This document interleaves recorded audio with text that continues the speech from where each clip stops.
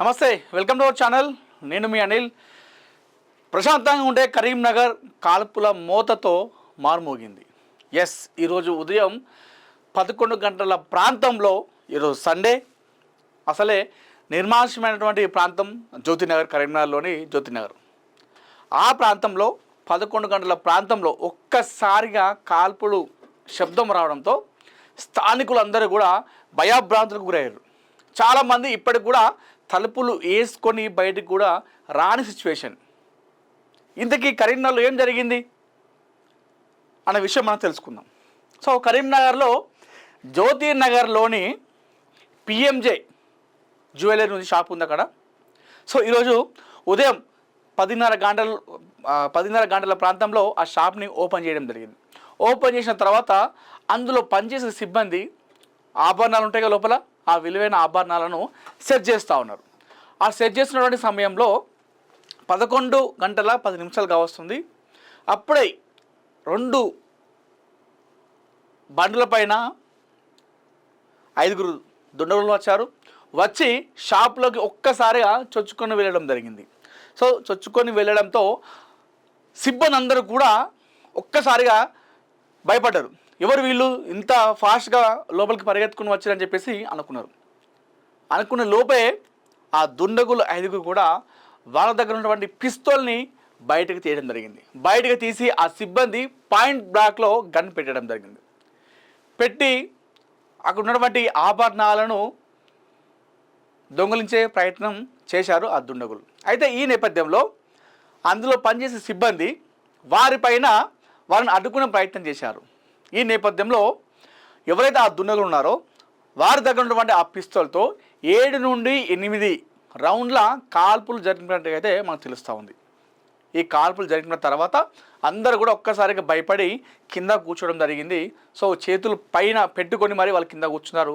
కొంతమందిని వాళ్ళు చేతులతో కట్టేయడం జరిగింది. ఆ దుండగులు కట్టేసి ఆ పిఎంజే జ్యువెలరీలో ఉన్నటువంటి విలువైన ఆభరణాలను, సుమారు 3 కోట్ల విలువైన ఆభరణాలను అపహరించారు ఆ దుండగులు. ఒక్కసారిగా కాల్పుల శబ్దం రావడంతో ఆ జ్యోతినగర్ ప్రాంతంలో ఉన్నటువంటి ప్రజలు మొత్తం కూడా ఉలిక్కి పడ్డారు. ఏం జరుగుతుంది అసలు, ఈ కాల్పుల శబ్దం ఎక్కడే అని చెప్పేసి వాళ్ళు షాక్ గురి కావడం జరిగింది. ప్రస్తుతం పోలీసులు ఆ క్లూస్ టీమ్తో మొత్తం పరిశీలించారు. అక్కడ ఉన్నటువంటి సిబ్బందితో మాట్లాడించే ప్రయత్నం చేశారు. సో ఈ ఏదైతే దొంగతనం ఉందో ఆ దొంగతనం చేసినటువంటి విజువల్స్ మొత్తం కూడా సీసీటీవీ ఫుటేజ్లో మనకు రికార్డ్ అయిన దృశ్యాలు కూడా బయటకు వచ్చినాయి. సో సినీ ఫకీలో అంటే మనం సినిమాలో అయితే ఏ విధంగా అయితే దొంగతనం చేస్తారో అదే తరహాలో ఆ దుండగులు పిస్తోల్ తీసుకొని రావడము, వాళ్ళ పాయింట్ బ్లాక్లో గన్ పెట్టడము, ఆ సిబ్బంది వారిపైన అడ్డుకునే ప్రయత్నం చేయడము, వాళ్ళు వారిపైన కాల్పులు జరపడము. ఈ నేపథ్యంలో సిబ్బంది 4 తీవ్రంగా గాయపడ్డారు. ఒకరి పరిస్థితి కూడా చాలా సీరియస్గా ఉన్నట్టుగైతే తెలుస్తూ ఉంది. అసలు మీకు చూపిస్తాను సీసీటీవీ ఫుటేజ్లో అసలు ఎలా జరిగింది, ఏం జరిగిందని చెప్పేసి చూపిద్దాము ఒకసారి.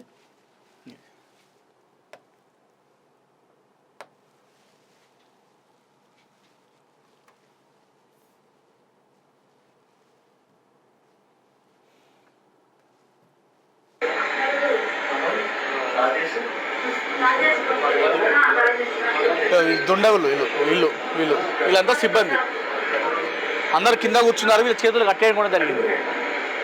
ఇదిగో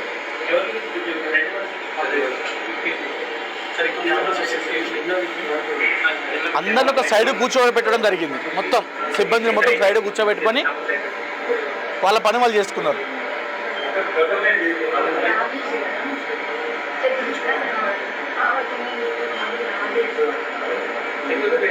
సో వాళ్ళు ఒక్కసారిగా అర్థం కాలేదు సిబ్బందికి.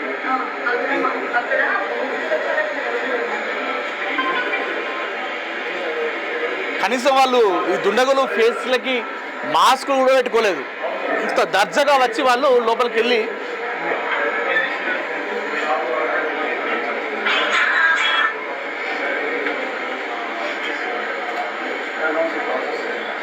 చూడండి, మొత్తం డబ్బులు, మొత్తం నగలు, మొత్తం విలువైన ఆభరణాలు అన్నీ కూడా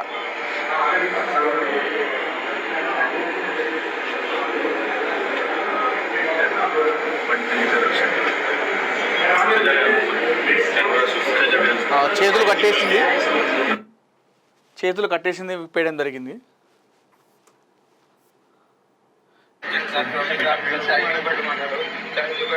తర్వాత నలుగురు వచ్చారు, సైన్ కావాలన్నారు. సైన్ కావాలన్నాక లోపలి పోయారు. లోపలి పోయినాక చూసే ఇంకొక ఇద్దరు వచ్చి అది బట్టి సెక్యూరిటీ మీద నేను బాత్రూమ్ ఉంటాను, బాత్రూమ్ అయితే కొంచెం వచ్చింది బాత్రూమ్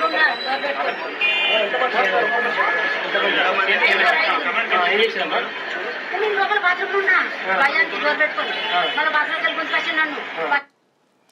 ఆమె మహిళ ఏం తెలుస్తుంది ఆమెకు? సడన్గా గన్ను సౌండ్స్ రాగానే పోయి బాత్రూమ్ దాక్కుందట. బాత్రూమ్ దాక్కున్నా కూడా ఆమెను బలవంతంగా బయటకి లాక్కున్నా ఆమెనే చేతులు కట్టేసిండు. అక్కడ భయపడిస్తున్నారు. ఇది సీసీటీవీ ఫుటేజ్. ఇది అప్పటికే కాల్పులు జరిపారు వాళ్ళు. ఇది షాపు బయట జ్యోతినగర్ ప్రాంతం. సో ఇక్కడ నుండే జస్ట్ ఈ పక్క సందులోనే మన కేంద్ర మంత్రి బండి సంజయ్ నివాసం కూడా అక్కడే ఉంటుంది.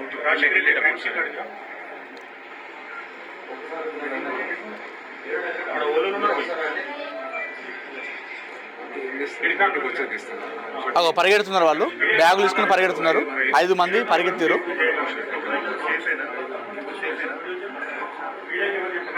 వేస్తావు అతనికి ఆల్రెడీ షూట్ చేసినట్టున్నారు.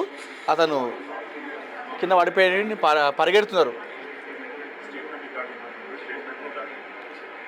ఒక హనుమాన్ మాల స్వామి కూడా ఉన్నాడు అందులో సిబ్బంది.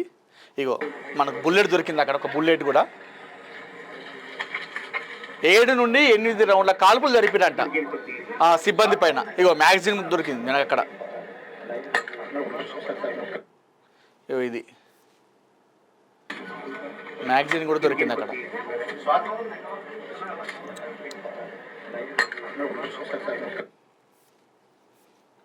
ఇది పిఎంజే, ఈ బయట షాప్, బయట జ్యువెలర్ షాప్ ఇది.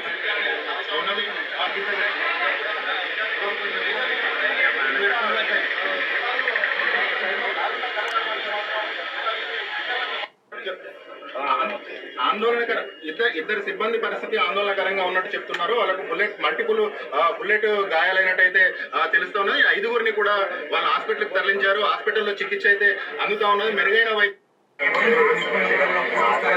మొత్తం గందరగోళ పరిస్థితి కనిపించింది అక్కడ కరీంనగర్లో. ఒక్కడేసారిగా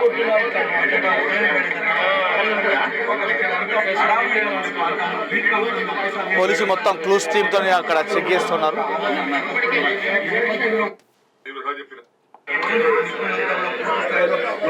మొత్తం 710 కెమెరాల ద్వారా ప్రస్తుతం అయితే పోలీసులు వాళ్ళు సీసీటీవీ ఫుటేజ్ ద్వారా జల్లబడుతున్నారు దుండగుల కోసం. సో ఇది కరీంనగర్ ఒక్కసారిగా ఈరోజు జరగడంతో చాలామంది పబ్లిక్ అయితే భయప్రాంతం గురయ్యారు. జ్యోతినగర్ ప్రాంతంలో ఇప్పటికి చాలామంది కూడా భయపడుతూ ఉన్నారు, ఆ ఏరియా ఉన్న వాళ్ళు కూడా.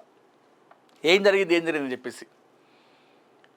సో ఇదంటే ఇట్లాంటి మనం ఎక్కువ పెద్ద పెద్ద నగరాల్లో చూస్తూ ఉంటాం, మెట్రోపాలిటన్ సిటీ లాంటి ప్రాంతాల్లో వస్తాం. కానీ కరీంనగర్లో ఇది జరిగింది ఈరోజు.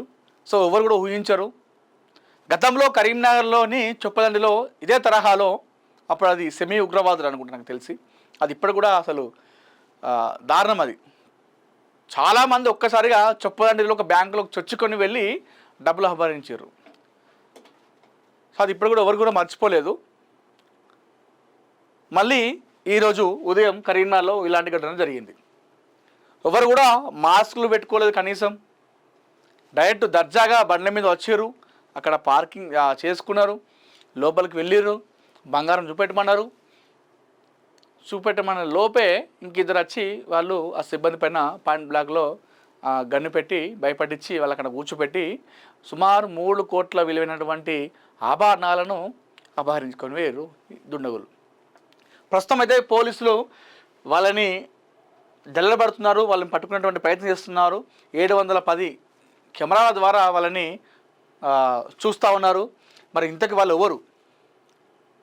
లోకల్ వాళ్ళైనా, తెలిసిన వాళ్ళ, లేదా కరడు కట్టిన దొంగల, ఇంకా ఎవరైనా? సో ఎప్పటి నుంచి వీరు రెక్కి నిర్వహించారు? నాకు తెలిసి ఇంత పెద్ద పకడ్బందీగా వాళ్ళు చేసిరంటే ఇది ఈరోజు అయితే వాళ్ళు అనుకోలేదు. ఎప్పటి నుండో వీళ్ళు ప్లాన్ చేస్తున్నారు. ఈరోజు ఆ ప్లాన్ని ఇంప్లిమెంట్ చేయడం జరిగింది. ఇప్పుడు ప్రశాంతంగా ఉన్నటువంటి కరీంనగర్లో ఈ ఘటన జరగడంతో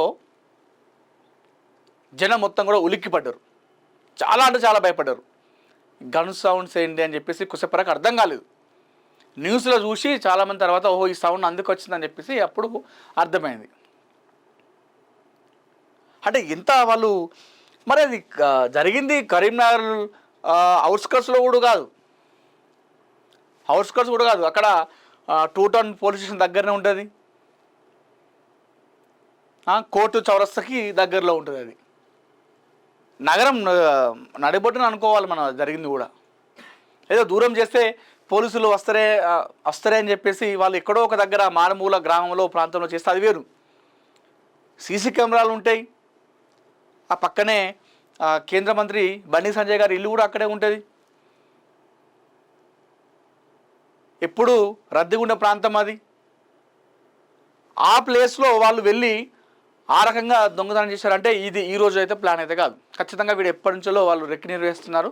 సో చూద్దాం మరి ఇంతకీ వాళ్ళు దొంగల లేదంటే గతంలో ఏదైతే చొప్పదండి తరహాలో ఉగ్రవాద సంస్థకు చెందినటువంటి వాళ్ళనేది మనకు తెలియాలి. సో మొత్తానికైతే ఆ దుండగులు కూడా మాస్కులు పెట్టుకొని రాలేదు.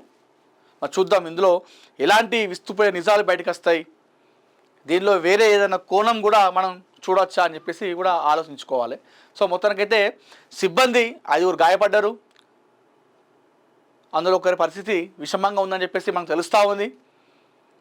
3 కోట్ల విలువైన ఆభరణాలను వాళ్ళు ఎత్తుకొని వెళ్ళడం జరిగింది. ఇంకా కొన్ని విషయాలను అయితే దీనిపైన పోలీసులు మనకి ఇన్ఫర్మేషన్ ఇవ్వలేదు. సో చూద్దాం మరి ఈవినింగ్ వరకు ఏమైనా ప్రెస్ మీట్ పెట్టి ఈ దొంగతనంకు సంబంధించినటువంటి విషయాన్ని ఏదైనా విషయాలను వాళ్ళు వెల్లడిస్తారో మనం వేచి చూడాలి.